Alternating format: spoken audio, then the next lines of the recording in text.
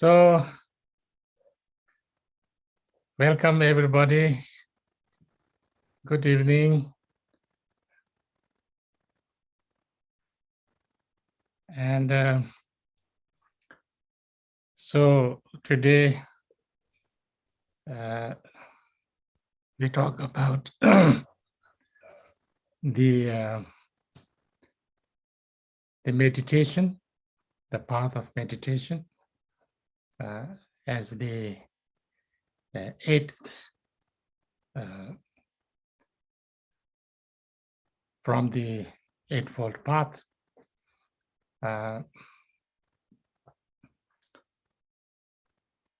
As I mentioned before,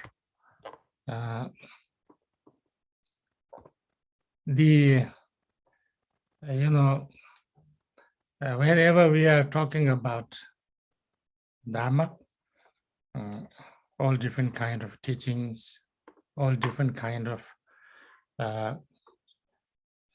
texts, and we are mainly talking about either view or meditation. So therefore,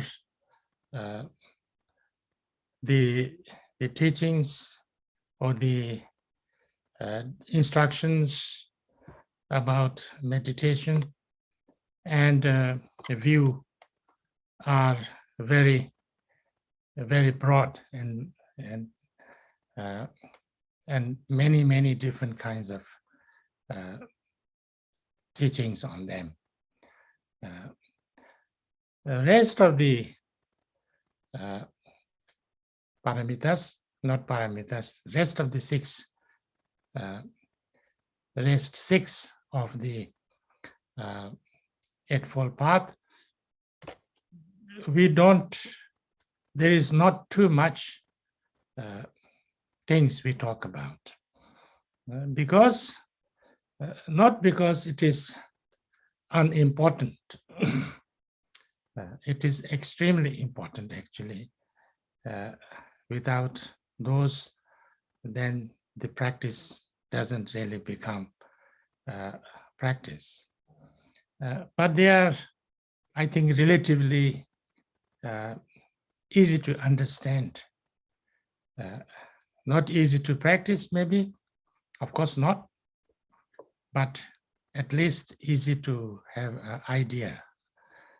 So therefore, we don't spend too much time discussing those things. So therefore, sometimes I think people have some kind of misunderstanding, maybe you can say, that these other things are not so important, or why we are not hearing about them so much, and things like that. But that's because of that. And then about view and meditation, there are lots of teachings, but they're also complicated. There are lots of different things, and so it is also, I think, important to kind of a little bit to have a really basic or understanding the background and the kind of, in a nutshell, is sometimes, not easy because there's so many things. So this is, I think, something important to think about. So yesterday we were talking about mindfulness, and sometimes it's not so easy to differentiate the mindfulness and meditation, because actually mindfulness almost, it is a meditation. Actually, meditation, in one sense, I think I talked about this before also, there kind of, we talk about meditation at first two levels, maybe we can say. One is meditation is to repeat, in order to integrate that whatever, whether it's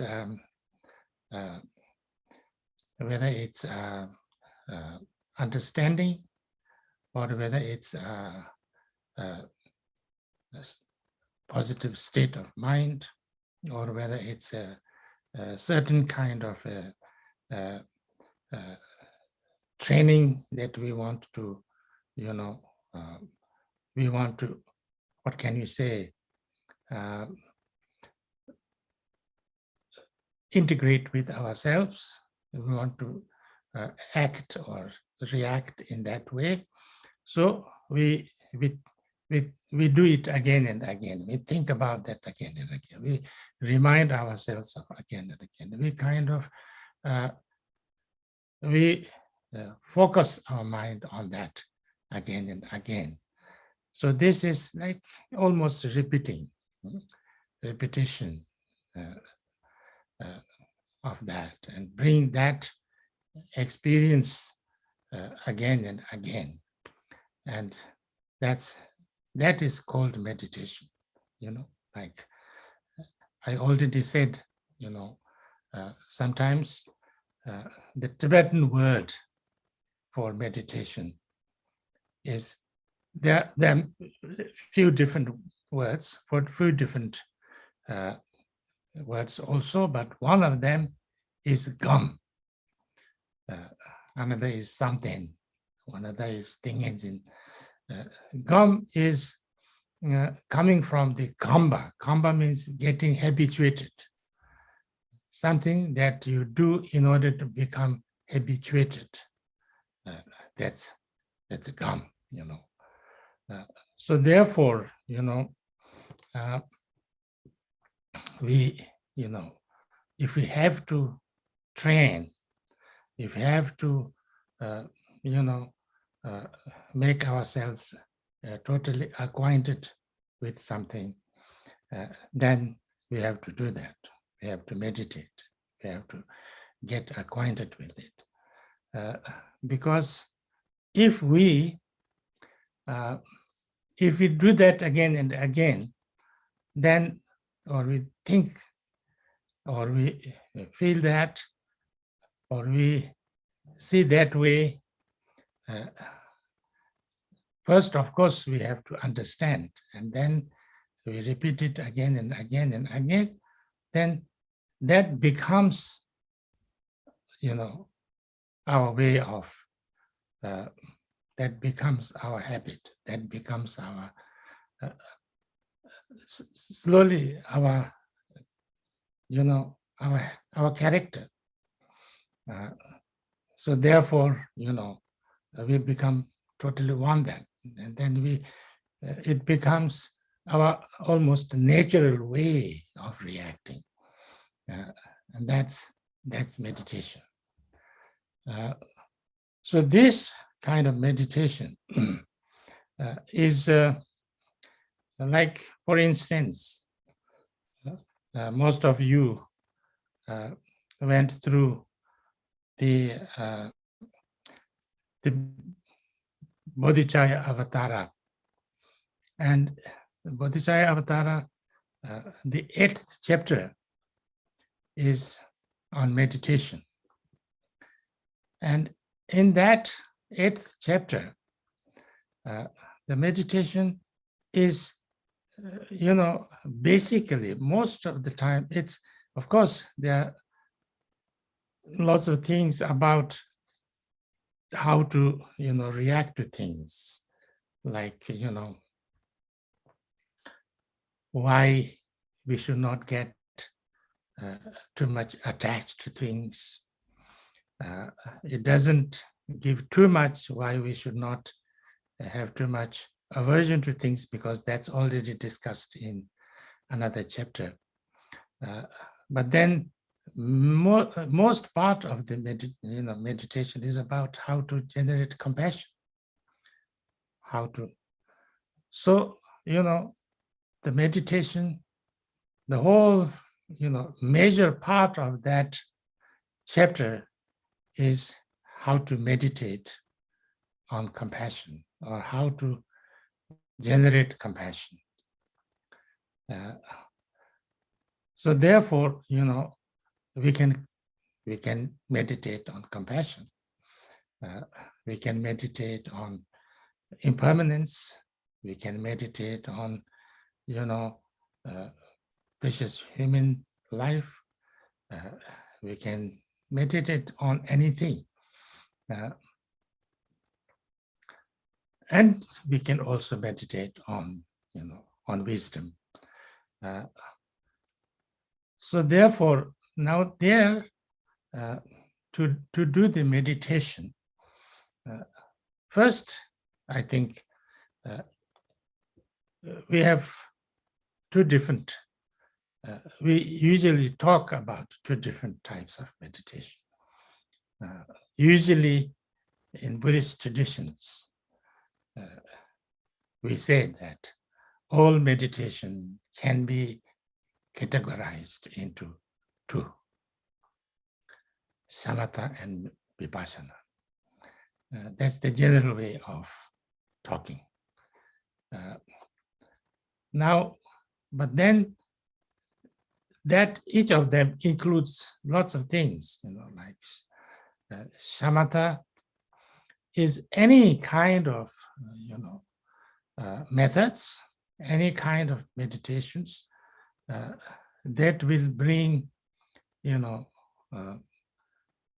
our mind to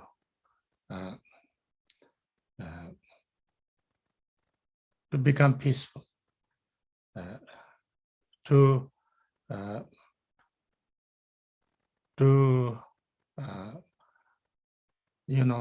that the mind becomes calm and focused.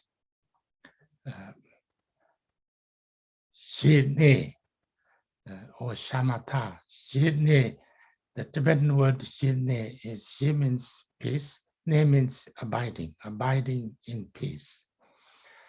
Shamatha is also similar. Shamatha is kind of becoming calm and clear. Now, all this, like, when you categorize, then even the meditation on compassion could actually be categorized as samatha meditation.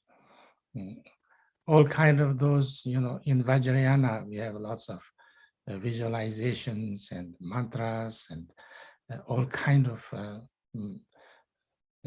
skillful means. All of them are also categorized under samatha, although they are not only kind of calm your mind. So therefore, in Bodhicharya Avatara, for instance, the meditation chapter is, almost wholly devoted on meditating on compassion. And then the 9th chapter, which is the wisdom chapter, is kind of devoted on the view, and also meditation on wisdom. So therefore, to generate or to bring up or to awaken our wisdom or insight or clarity of how things are, to see the truth, you can say, is also meditation, because without meditation, you cannot. This is something. It's important. Like, sometimes what we usually in our life do is that we intellectually understand, and once we intellectually understand, then we think, yes, now I have understood. It's done. Now I don't have to repeat it because I understand. Unless I forget it, I know that's it. But that is a very shallow kind of understanding. That understanding gives us only an intellectual understanding. And that intellectual understanding can be also, quite shallow, not that deep, not that something that I have totally got rid of all my doubts. That kind of, it is not like that. If we need to, make that understanding become part of our way of reacting, part of our, way of seeing things, then we need to go do the meditation. We need to practice it. We need to go deeper, repeat. We need to, bring that understanding at the level of our reaction. And then without meditation, it cannot happen. So therefore, that meditation becomes very, very important, because, having an idea doesn't change our way of reacting. It only has an idea, but the way we usually react is not that way. It doesn't change anything. So that understanding is very, when we have, like for instance, we all know that everything is changing. It's impermanent, and it's not so difficult to know also. It's because it's obvious. But we cannot react with that kind of a thing. When something changes, then we are totally, unprepared for that. Even if we knew very well, intellectually, our reaction would be, it wouldn't help us to deal with this change at all, because we didn't meditate. We didn't bring that understanding into our experience.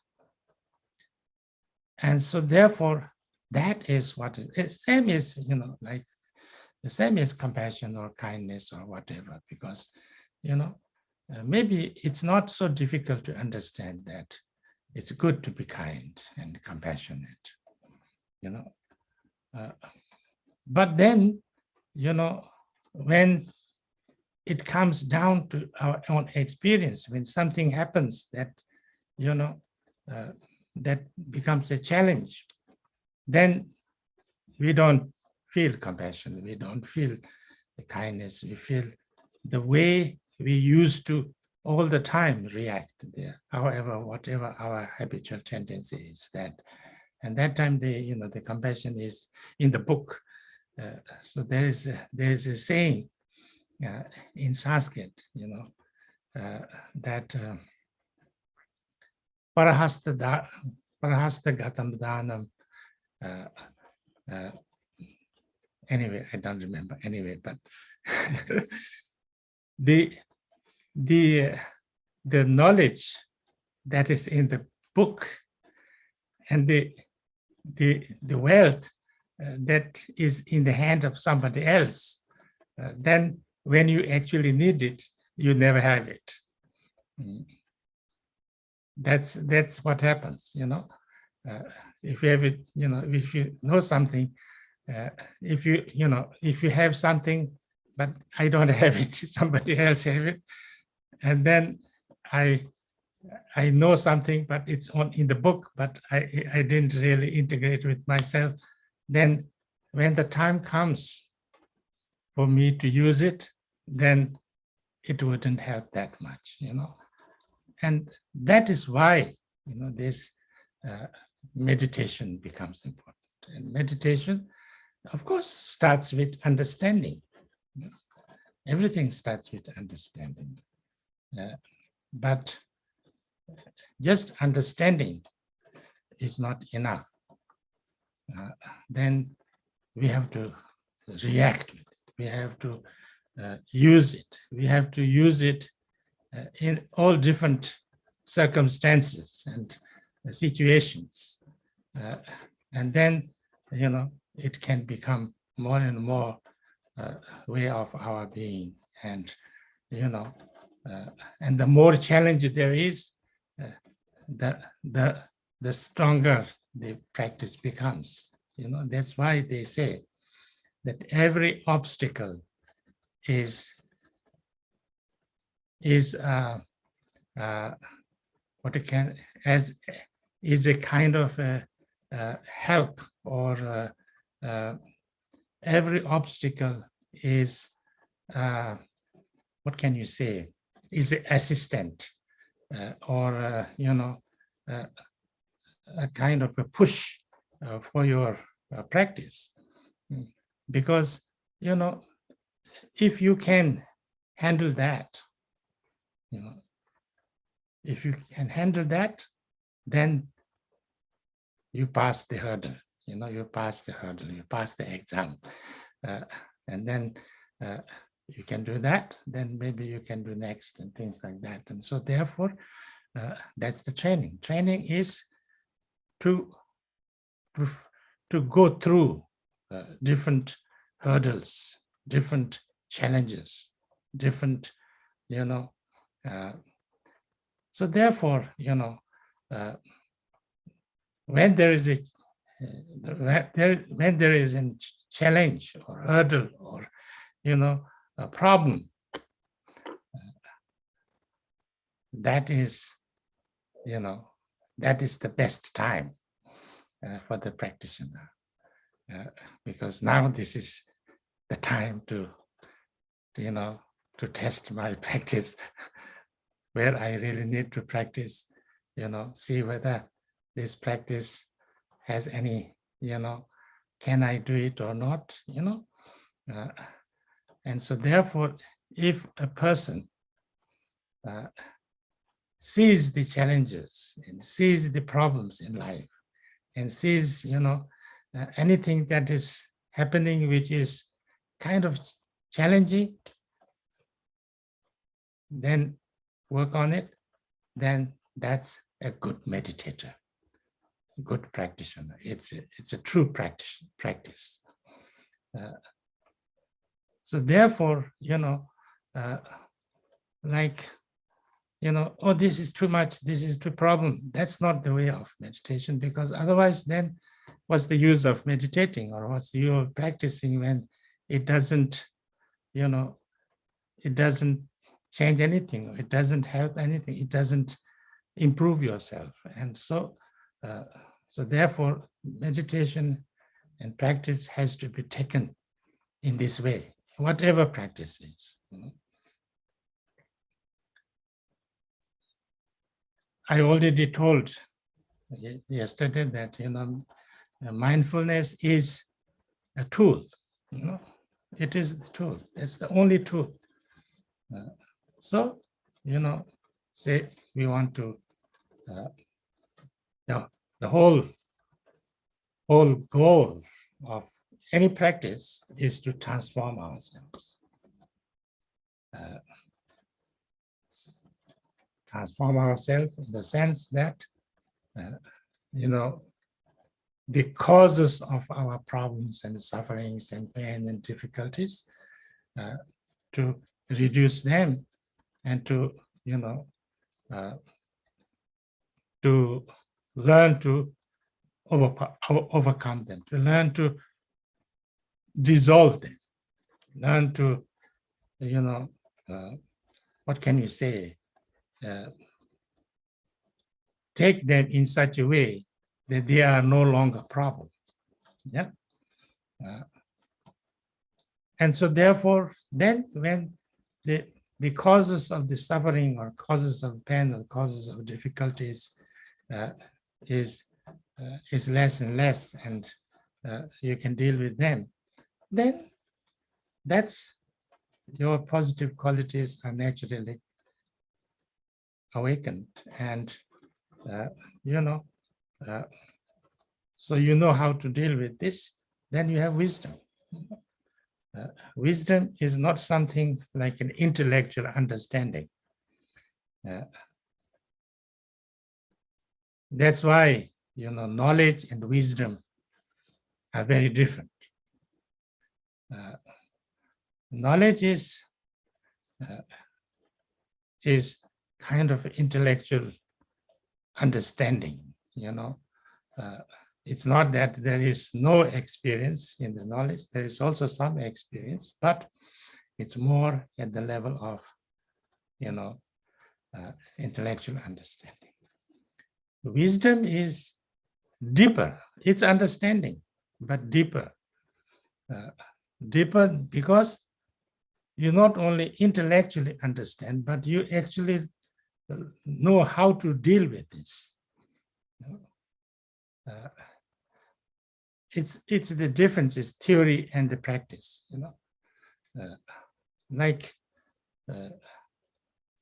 To learn how to do things theoretically is very easy. I know how to cook theoretically. I've taught my mother how to cook. I literally did. Because when we first came to India, nobody spoke any language. And I was the first one to speak any language, whether it was Hindi or English or any other language. So I was the one who traveled most, even at that time also. So when I see something and I eat something and I find something, I was a curious boy. So I always ask how this is done, how this is cooked, how this is. And they tell me, oh, this is like this is done like this. And then I tell my mother when I meet her. And many times she would not care. She says, oh, yes. This boy always has so many things to tell. But sometimes she tries, and then it happens, and then she likes it, and everybody likes it, and then she does it. Of course, she doesn't say that I taught her. Maybe she forgot. So, but can I do it? Not very much,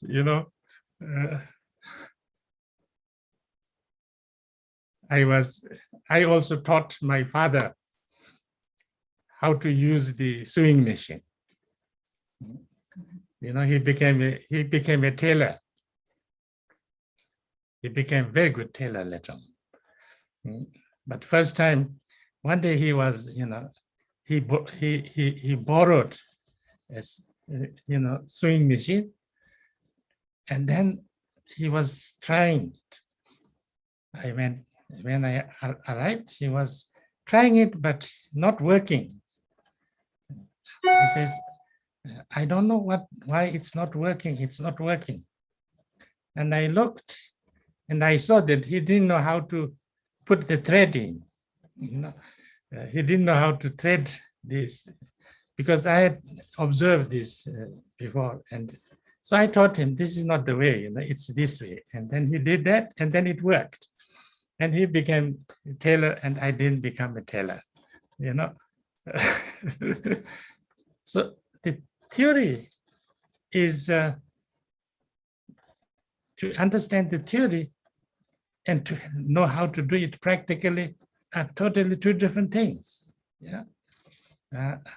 So meditation is about the practice, that you learn how to do it. I mean, it's not practically with your hand, but practically with your mind, with how to deal with your emotions, how to deal with the reactions, how with habitual tendencies, things like that. So how you are, so therefore, this is very, very, therefore, it's extremely important, because that's how you change, how you transform, how you know. So therefore, then of course we have to, we can have the theory more easily, but the practice is something that you need to do it, and do it again and again, and otherwise you can't do it. You know how to do it intellectually, but that doesn't mean that you can do it.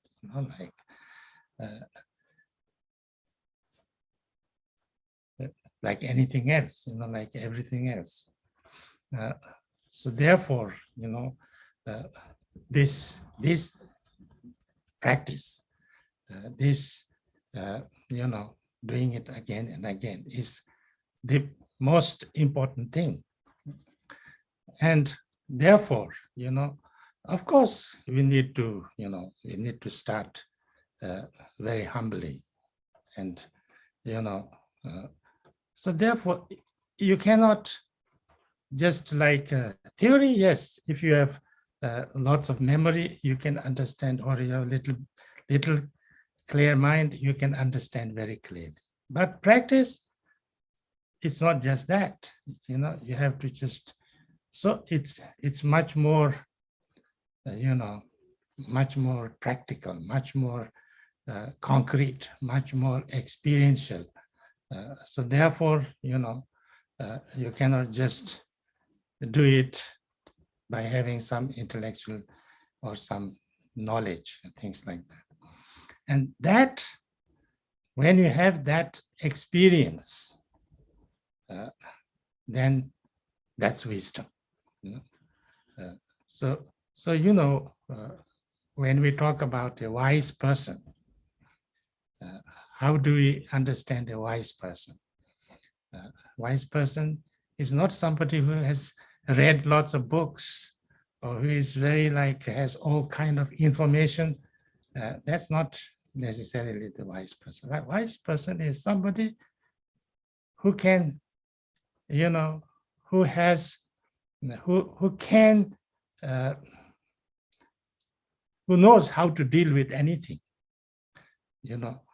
who can solve any kind of problems, and that's a wise man. So therefore, that kind of wisdom we need to get, and that's what meditation is about.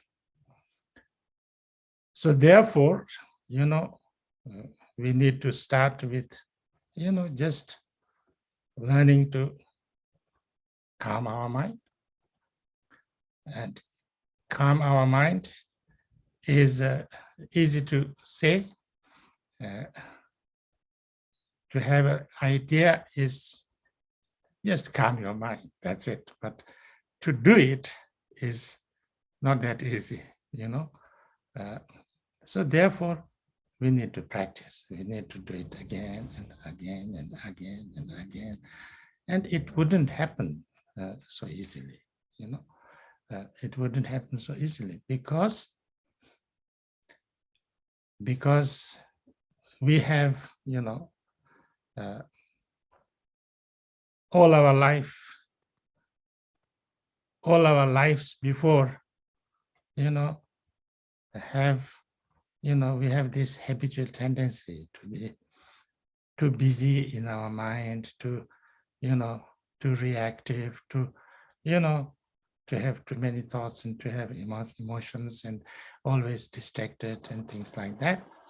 So that kind of habitual tendency, we are so much in this, what we call samsaric state of mind, which is like a really, really deep addiction. We know that if somebody is addicted in a certain way, whether it's kind of alcohol or, drugs or, whatever, then it's not easy, for them to get rid of it. No, it's very difficult. It takes long time, and you need certain kind of resolution. You need some technique. You need lots of aspiration. You need, all kind of circumstances, substantial and help and things like that. And then if you get all the, right conditions together, then, and if you are persistent, you have to be, persistent. You have to have a kind of a will. You have to go on doing, you cannot give up so easily. So if all these things are there, then you can do it. So therefore, to transform ourselves is like that. So, we should never, sometimes people say, I've been meditating for, for many, many years, but nothing happens. So for how many hours have you been meditating? Oh, for about 20 minutes, 10 minutes, half an hour,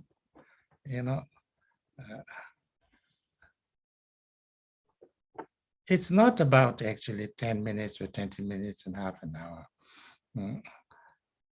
It's about, we always have this thing, now I meditate, and now it's finished, so when we get up from our sit, then we finished. So then it's, even if I do it 1 hour or 2 hours, I don't know if you are different, but for me, if I do it, as I told you yesterday, if I do it for 1 hour, half hour, maybe I go to sleep. And out of this other half hour, maybe 15 minutes is, distracted. About other 15 minutes, also, I don't know how much I will be really, focused on real meditation. So, I say I did 1 hour, but, how much really I do is a question. So therefore, we do very little actually. Unless we do that in kind of not, we can't say that we do it all day long, no, but, a little bit bring that kind of mindfulness a little bit again and again, again and again throughout the day, a little bit, and try to integrate whatever, that we are training, whether it's kindness and compassion, whether it's peace and abiding, calm abiding, or insight, whatever. If that we can little bit be aware and a little bit mindful and little bit, then it is possible that it has more chance, even if we don't necessarily sit long hours at a time. But if you're like our mind is on it more or less, again and again. That's, I think, integrating with ourselves and bringing that. And that's why sometimes it's often said that not to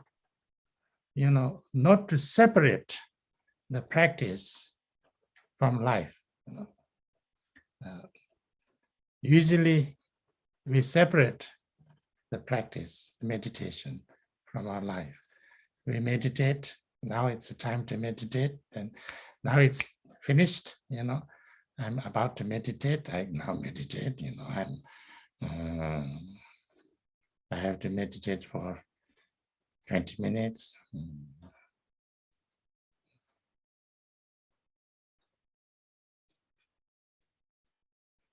Okay, it's done. I don't know whether I'm meditating or I'm just watching my watch to finish the time, So that kind of meditation is not really, I don't say that that's useless, of course not, but, so therefore, this is something I think important to understand. Now,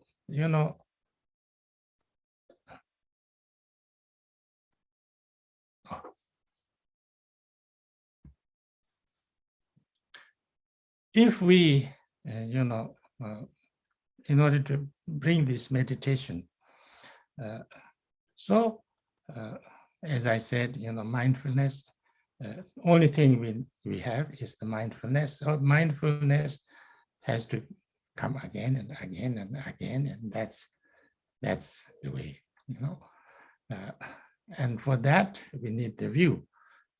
That is, why it's necessary to transform like that, why it's good to think or react or feel like that. Without that view, it wouldn't. Then there's no need. There's no use. Why you are doing it? It's useless. So that you have to have very clear. The clear understanding is very, very important.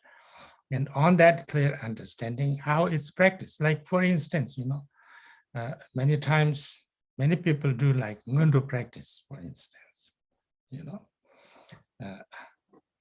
and then in Ngundu practice, you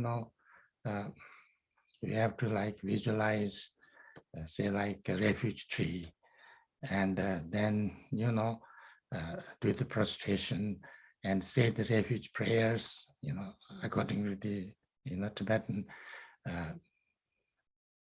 tradition. So then, people, oh yes, I have to do this. I have to finish this thing. Yes, I've done 100,000 now. I've finished. Yes, it's very good. Yes, it's good. I think it certainly has some value. But did it really become a practice? It depends. It depends on how you understood the practice. You visualize or you think of all the, refuge tree. Means like everybody who is somebody great, all the lamas of the lineage, all the Buddhas, all the Yidams, all the, all the Sangha, enlightened Sangha, anybody who is, is there. So to feel the presence of it, so if you feel that everybody who is great is in front of you, how would you feel? You need to feel nice, no?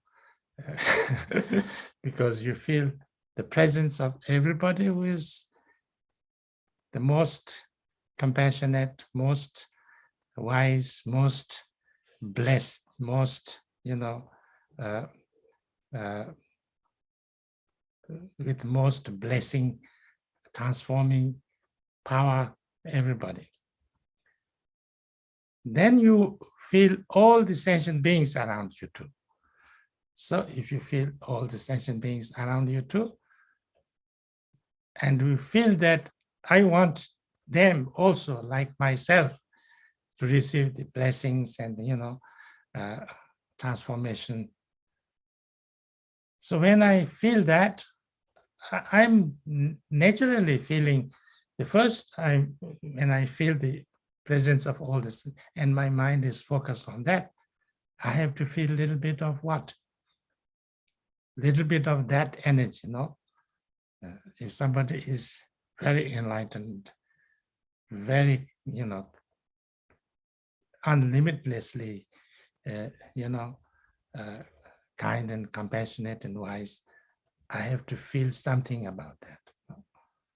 And then I feel that all these sentient beings who wants to be liberated, who wants to help, I allow them to receive their blessing.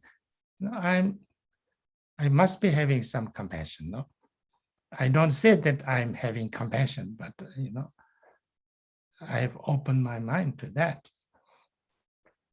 So what I'm doing is exercising in my mind the compassion, because including all the sentient beings. I'm exercising my mind to feel the, the enlightened experience a little bit. So therefore, I'm actually practicing on that. As long as I'm doing that, and whatever prayers I'm saying, whatever, activities I'm doing, but I am focused on that, means so if I understand this, then that's my practice.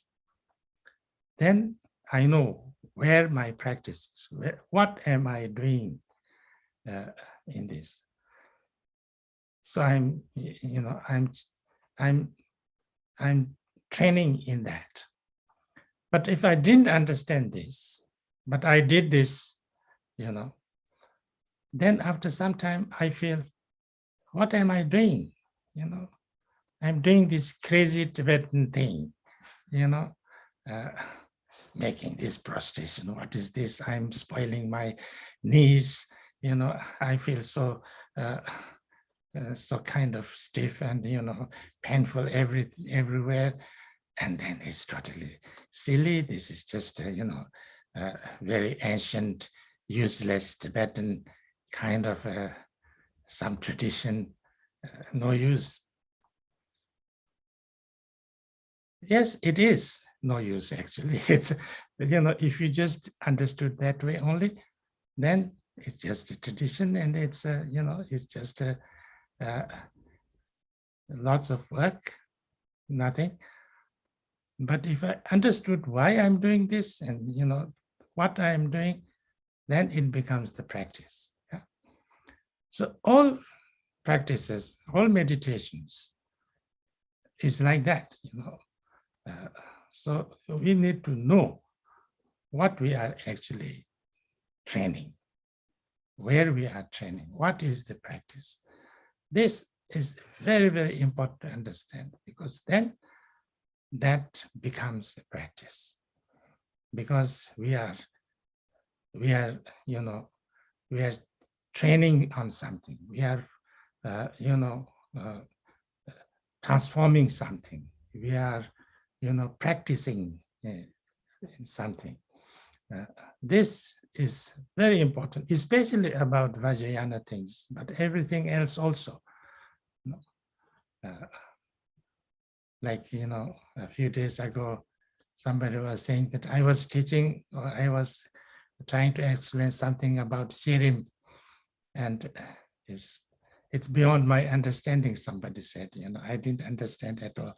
Yes, it's not easy to understand, because it's kind of it's a complicated thing. Maybe that's too complicated anyway. But each of these things has lots of things in it on how what we are actually doing, where we are practicing, what we are actually working on, So if those things become clearer, then it can become a very good practice. It can become very powerful practice, actually. But unless then it becomes like, so therefore that understanding is very basic, And then on top of it, then we need to do it, We just have to do it. We can't say that, oh, I did so long, therefore why it didn't happen. You have to make it happen, otherwise it just doesn't happen by itself. So therefore, and then, as I said, we need to be really humble. Humility is a very important thing. Many of us think that I know a lot of things. And yes, we all have lots of knowledge, but that knowledge doesn't help at all unless in the time when we actually practice, because we have to learn to do it practically. So we have to really learn how to go really to the basics. And, the most, it doesn't start with at the level of our knowledge. It starts at the level of our experience.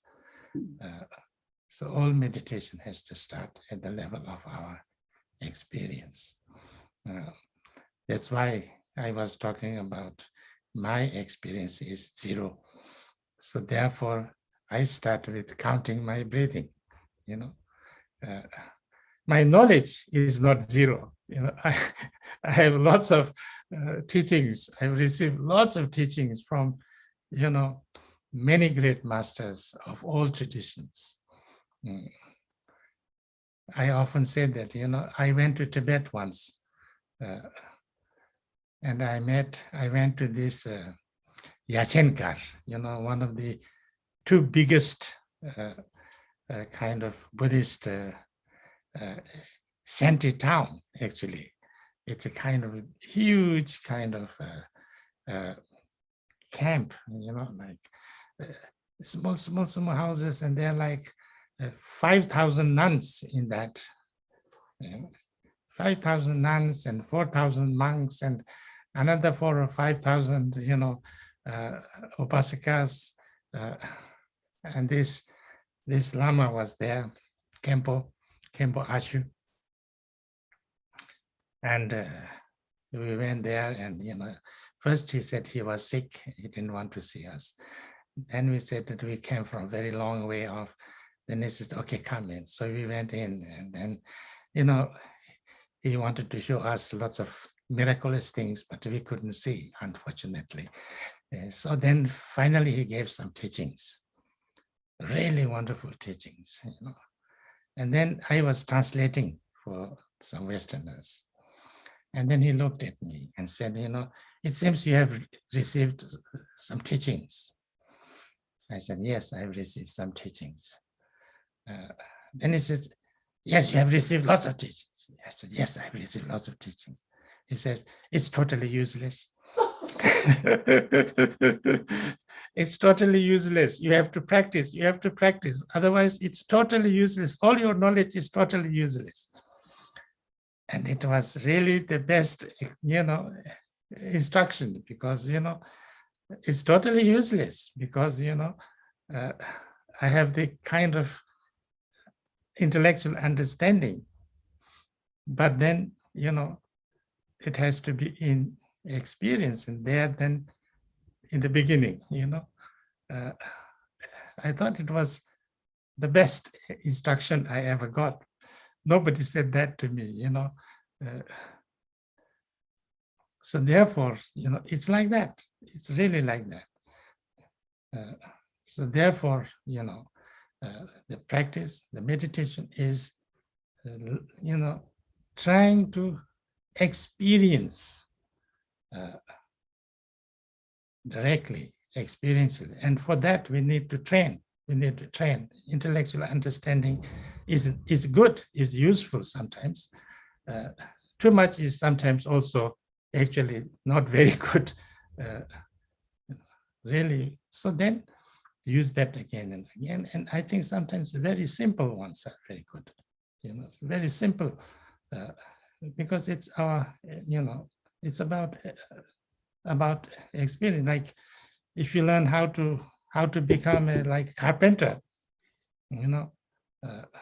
there's lots of things involved, but then first you have to learn how to cut with your saw, So if you don't know how to saw straight, you can't be a carpenter, So you have to just learn how to saw, and you have to saw, and once you learn that, then you do something else, or actually to put a nail,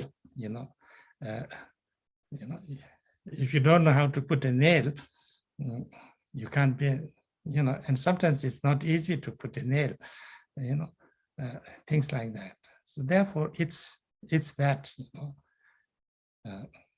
relax,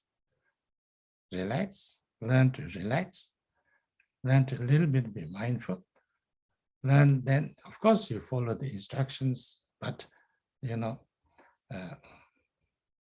basically, it's about you kind of experientially doing it again and again, So when we talk about like first Shine, of course, it's not, in a way, theoretically, it's not difficult because you just relax and focus on something, and then that's it. Then do again and again. But practically, we have so much habitual tendency to be distracted, and so much, that it is not easy. But then we can't become, frustrated by that. We should know that we are like that, So we have to adapt this without aversion, we have to relax, and then just, if thoughts come and we are distracted, no problem, it's okay, because, we have never been undistracted before, so a little bit distracted now, so what, what's wrong? It's okay, just be mindful again, distracted, a little bit be mindful again, distracted, a little bit be mindful again, that's the whole thing. It's not that we, as I was saying last time, we count up to 21, but we cannot count up to 21. That's okay. We count up to 7. That's very good. If I count up to like slowly breathing 7 times, oh, I'm so good. I can count up to 7. Maybe that sounds like foolish because, everybody can count. Even the kindergarten child can count up. But, it's different because I'm actually, focusing my mind and relaxing my mind. It's not 1, 2, 3, 4, 5, 6, 7, 7. I'm just, focused. Breathing out and breathing in, and then counting 1, and then slowly breathing out, like that. Yeah. But that's not just that. It's not that only. There are lots of other things. Whatever, there are countless different methods. So whichever you do, that's okay. Then in the same way, you think about, about other people, why you have to be kind, and why we should not react with anger and, aggression and things like that. Then we remind ourselves again and again, And then we also try to understand the nature of things, because, in Buddhism is about actually knowing what is the truth. how things really are, and how am I, how everything is. So it's a little bit really understanding the truth, how things really are. So therefore, all this,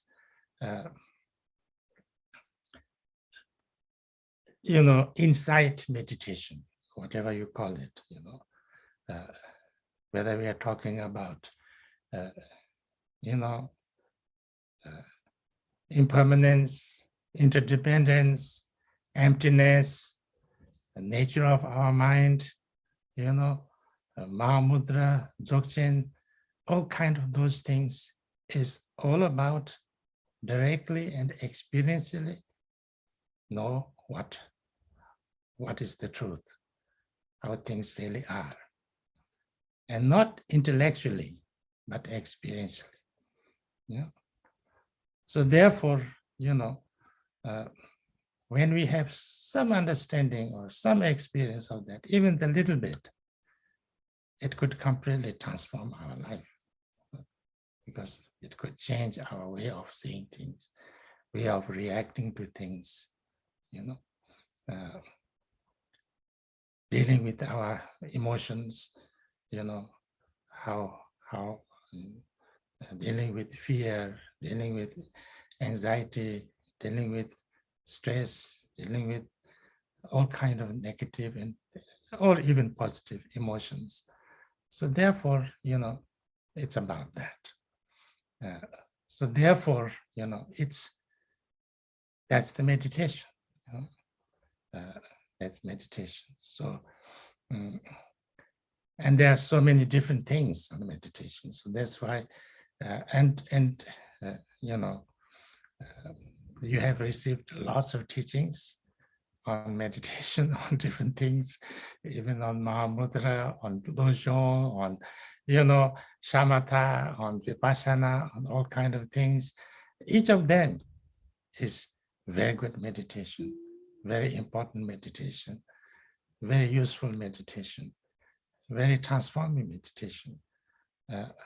But, it's not that, I've done Shamatha some years, I've done Vipassana on some, and then I've done, Lojong, I've done Mahamudra, I've done everything now. What more? What next? That's not the point. It's not the point. It's not about what's the next. It's about, where you are and what I am, and how so this is it's not about what next. It's about how I am doing, where I am doing, so that's important. So therefore, it's not about doing something. Whatever you do doesn't matter, but you are the one. I always say, I'm my practice. I'm my practice. Many people come and actually ask, what should I practice? What is the best practice? Should I do, samatha? Should I do vipassana? Should I do mahamudra? Should I do, ngundu? Should I do sherazing? Should I do grintara? Should I do, vajra yogini? Should I do chakala chakra? I said, that's not the question. That's not practice. I am my practice. You are your practice. Yourself is your practice. So therefore, I need to work on my mind. I need to work on my emotions. I need to work on my habitual tendencies. I need to, So I am my practice, not those things. Those are just techniques, If some of these techniques are suitable to you and you understand it, you work, you can do it, then that's your practice. But basically, I am the practice. I am my practice. So I can use, whatever methods that helps. one of them, two of them, all of them also, if I want. But the basic thing is about me, where I am. Can I relax? Can I, can I be a little bit more positive? Can I, let my thoughts and emotions go without having too much, problem? And all these kind of things, yeah. So that's meditation. So because specific meditation practices, I've been talking too long, too much, and on all sorts of things, and there are so many teachings. So there, I don't go there. So here I just say something about generally what meditation is about, and how to approach it, because it's a very big subject.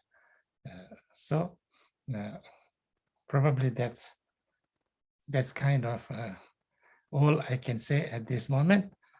And today is the end of Eightfold Path. So our kind of last session. So of course, if you have some questions, I can try to give my opinion on it. Hello, Margaret.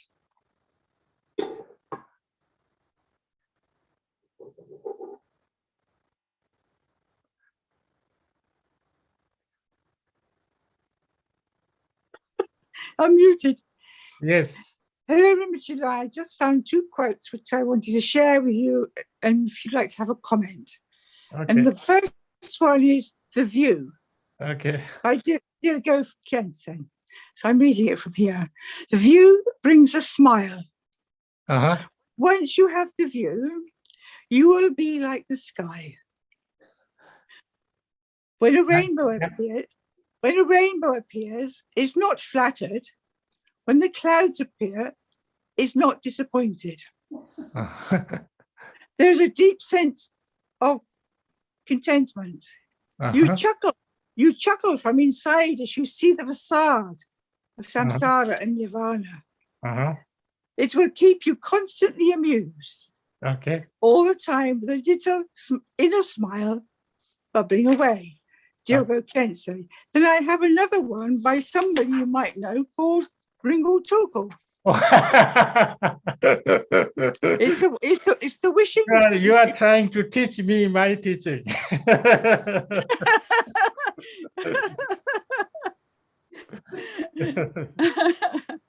It's the wishing prayer from the New Year of the Inox. Yeah, what do I say?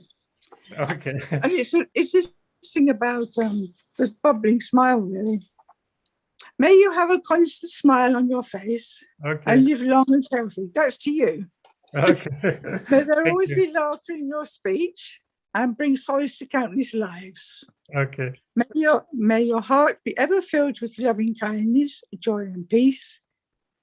May all your wishes come true in this year without making any efforts. Okay. Thank you. Thank you. You look very good, Margaret. Yeah, I'm good. Yeah. I'm good. You look as if you have become younger. Well, I'm only, what am I, 38 years old? Young. Yes. I turned the number around. Yes, yes. You are 38 years old. I'm 83. If you're 69, you're 96. You turn it round. Yeah. Huh? 96. Okay, Hi, thank you. But I do see this a lot. Oh. Can you hear me? Yes, thank you. I have my deepest appreciation, and I'm very grateful for your teachings. Thank you. I have a question. Okay. Recently, a very close friend of mine committed suicide. Okay. So it was very hard for me to deal with that kind of emotion.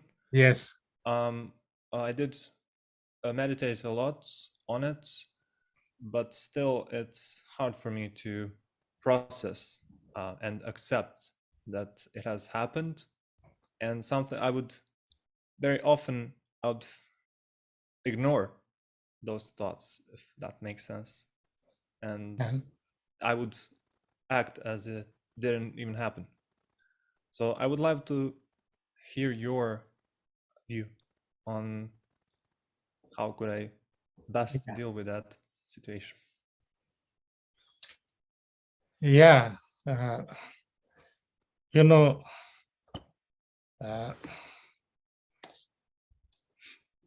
the world, you know, the world is not an easy place. Yeah. We are in what we call samsara. And people have all kind of negative emotions, problems, difficulties, pain. You know, sometimes we can see that, sometimes we can't see that. And it's very difficult. And lots of things happen. Good things happen sometimes, but lots of bad things also happen. That is kind of unimaginable. Yeah. So therefore, you know, it's very unfortunate. It's very difficult for us when somebody that we love, somebody which is close to us, or even somebody which is not really close to us, but you know, somebody who dies, and sometimes dies with lots of, you know, pain and illness, and you know, things like that. Sometimes lots of people also nowadays kill themselves, you know, due to all different kind of reasons. So it's hard, it's difficult, and you know, when we lose somebody who we, you know, love, we never really forget about it. We never forget. We can't expect us to kind of ignore and, you know, kind of, but, you know, the time can make it a little bit easier. You know, people said that, you know, everything is healed by time. It's not totally healed, but you know, the time will make it slightly easier and tolerable. But I think the main thing is to understand that, you know, all kind of these negative things have happened before, all the time, and are happening now and will happen in the future also, you know, as long as the people are there, and you know, samsaric state of mind is there, people will go through lots of difficulties, you know, problems and suffering. So, you know, it's not just yourself, it's not just your friend, you know, it's almost everybody has problems and difficulties and things like that, you know, like, you know, the story of this lady who lost her child, who was like around 8 years old, and her most loving child, you know. Mm-hmm. And she couldn't tolerate it. She couldn't think about that. He died. So she was, running to everybody and saying, please, do something, I can't lose my child, and she was running from post to pillar and everywhere. And then everybody was saying, go to somewhere else, because nobody could do anything because, she is dead. And finally they said, oh, there's Buddha. So you should go to Buddha because he's very wise and he's supposed to have lots of power. And so go to him, he can do something. So she was running to Buddha with her child. And then, Buddha was with all his students and she wanted to come to the Buddha and they were kind of stopping her. And then Buddha said, what's happening? They said, this lady wants to go to you. So he said, let her in. So she can't. And then she said, she was crying and she was wailing and she said, something happened to my boy, please do something, heal him, revive him. And the Buddha said, okay, I'll do that. But first you bring a handful of sesame seed. And then she was already running away. And she said, no, this should be from a family where nobody died. Bring a handful of sesame seed from a family where nobody died. Then I will do something. So she ran to the first family. They said, oh, I'm sorry, but my father died, my mother died. So she went the whole city and couldn't find any family where nobody died. And then she understood. She understood that, it's like that. Everybody is dying. Somebody's father died, somebody's mother died, somebody's child died, somebody's, husband died, wife died, all kind of. And then she went and buried her child and then went back to Buddha. And when Buddha saw her, he said, where is the sesame seed? She said, no, I understood now. I don't have sesame seed, but now I want to get your teachings and practice. And then she became a nun and she became a great arhat, So it's like that, the life is like that. Thank you.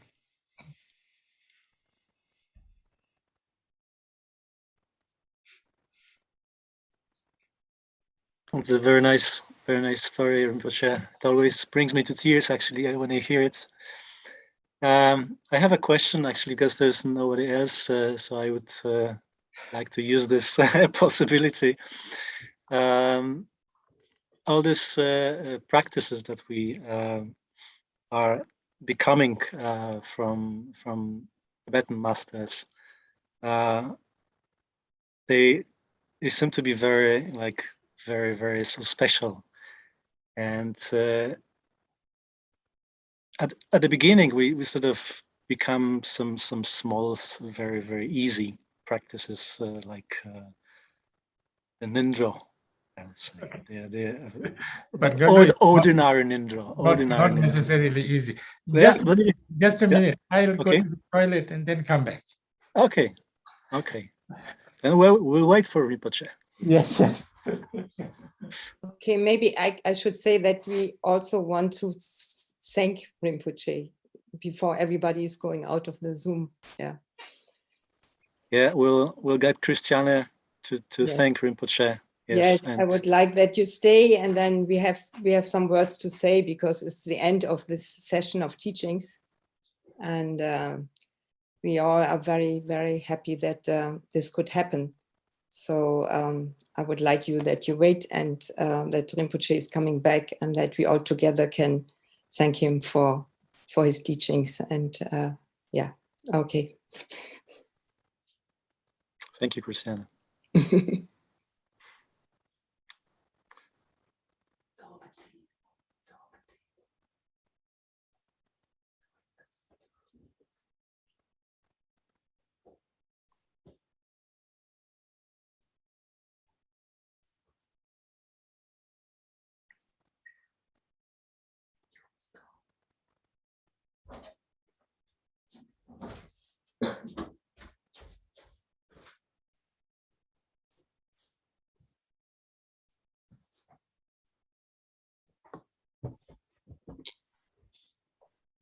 Shall I do this first and then you make the question? Hello. Yeah. Yeah, okay. Rinpoche, also Radek has still a question, but I also would like to thank you for Okay. teachings. That question can be another time also. Okay, then we thank you all together. So we are very, very happy that you are here and that this session, I liked very much this title, Meaningful Life for Oneself and Others. So important. And that also your teaching really give us new courage to keep working on this meaning for oneself and especially also for the others.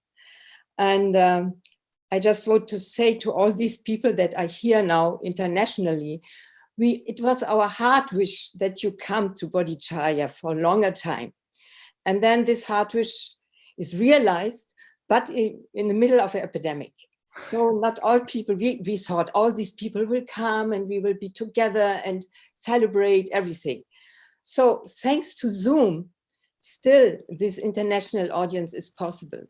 And we are very happy about this, that all your friends can be here, more or less with us. So maybe one day we will celebrate all together, maybe in Berlin, maybe somewhere else. This would be very nice. And I would also like to thank this wonderful team which is around you.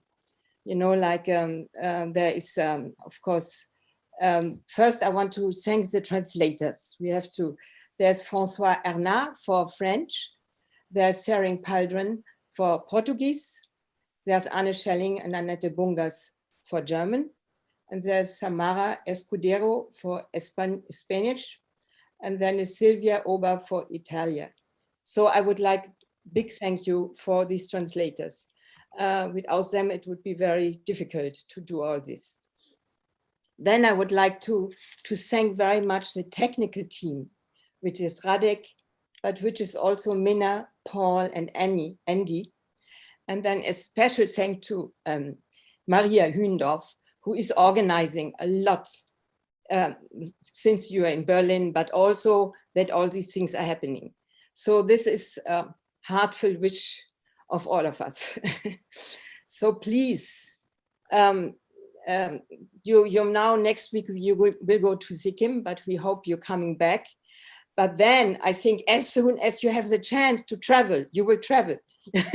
You will no more stay that much in Berlin, but this is okay too.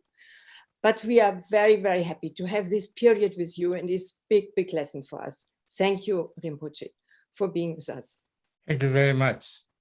Yes, I enjoyed very much being in Bodhicharya and spending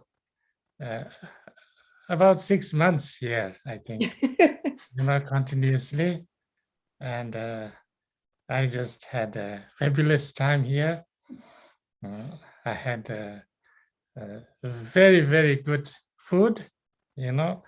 I never expected that I'll have good food in Germany, because usually Germans' attitude toward food is not great, not like French or Italian.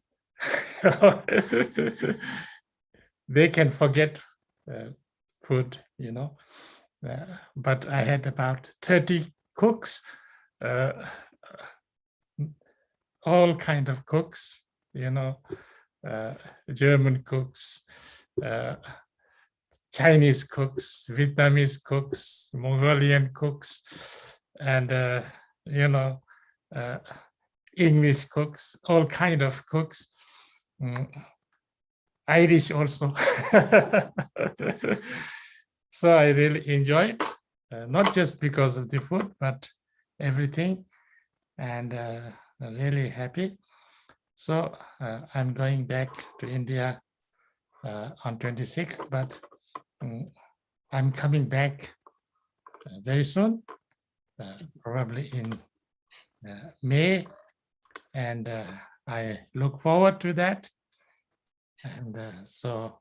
And I would like to thank everybody who made my stay here very, very good, especially Maria, who prepared all my schedule of every day, taught me German, made me exercise, made me walk.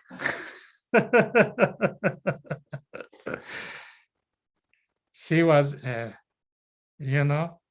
she was a primary teacher, and she must have been a good one.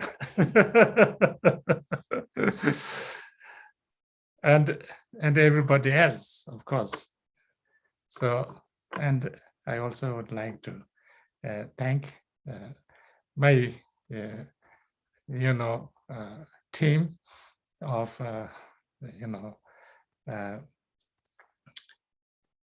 archive.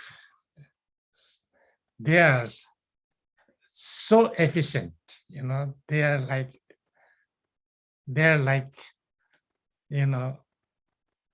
the best. I've been teaching on Zoom for last 3 years, and there was not one time it was like something went wrong or was not on time or things like that, and really I would like to thank them, and I would like to thank everybody who is here or who is on some other way. So thank you so much. I really very happy to see you all, and hope to see you all in person. Hopefully now, the corona is coming to slowly an end, and maybe in the summer we can meet each other and can have kind of a normal normal life, hopefully.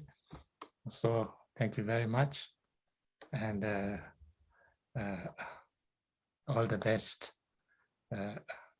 Very nice time. Thank you very much. So maybe at the end we say a little dedication. Awesome.